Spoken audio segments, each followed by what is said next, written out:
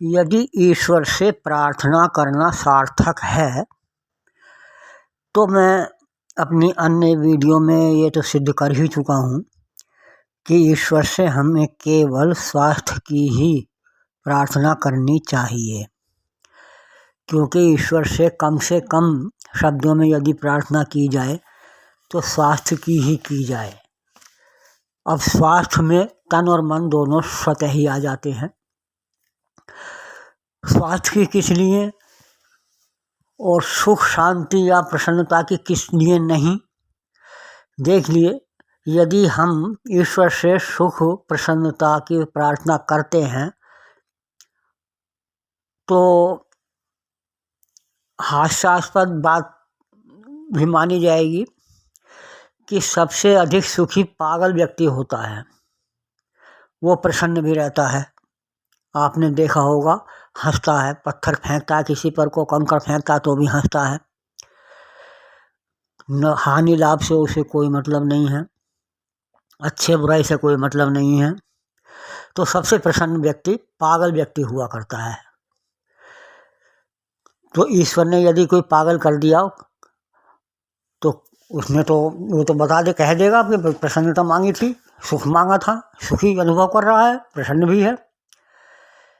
लेकिन नहीं, कुछ मत मांगिए, केवल स्वास्थ्य मांगिए, क्योंकि स्वस्थ मस्तिष्क यदि है तन के साथ साथ तो आपको कोई कष्ट का अनुभव नहीं होगा, और कष्ट होगा भी, शारीरिक कष्ट तो स्वास्थ्य जब अच्छा है तो होगा ही नहीं।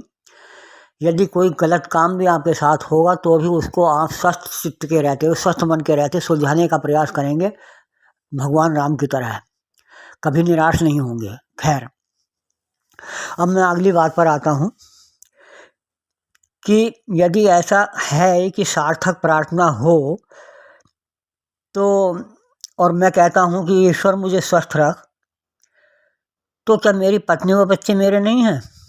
वे भी मेरे हैं। इसलिए मुझे प्रार्थना में कहना होगा कि हे ईश्वर, मुझे और मेरी पत्नी व बच्चों को स्वस्थ रख। अब प्रश्न पैदा होता है कि क्या मेरे भाई व बहनें तथा उनके परिवार मेरे अपने नहीं हैं? वे भी अपने ही हैं। उनकी कुशलता के लिए मुझे कहना होगा कि हे ईश्वर, मुझे व मेरे भाई बहनों के परिवारों को भी स्वस्थ रख, अर्थात मेरे माता पिता की सभी संतानों के परिवारों को स्वस्थ रख। अब जब माता पिता की संतानों के परिवारों का स्वास्थ्य हम ईश्वर से मांग रहे हैं तो हमारे दादा भी तो हमारे अपने ही थे। इसका अर्थ हुआ कि दादा की संतानें अर्थात हमारे चचेरे टहरे भाइयों के परिवारों के स्वास्थ्य की भी प्रार्थना हम ईश्वर से करेंगे,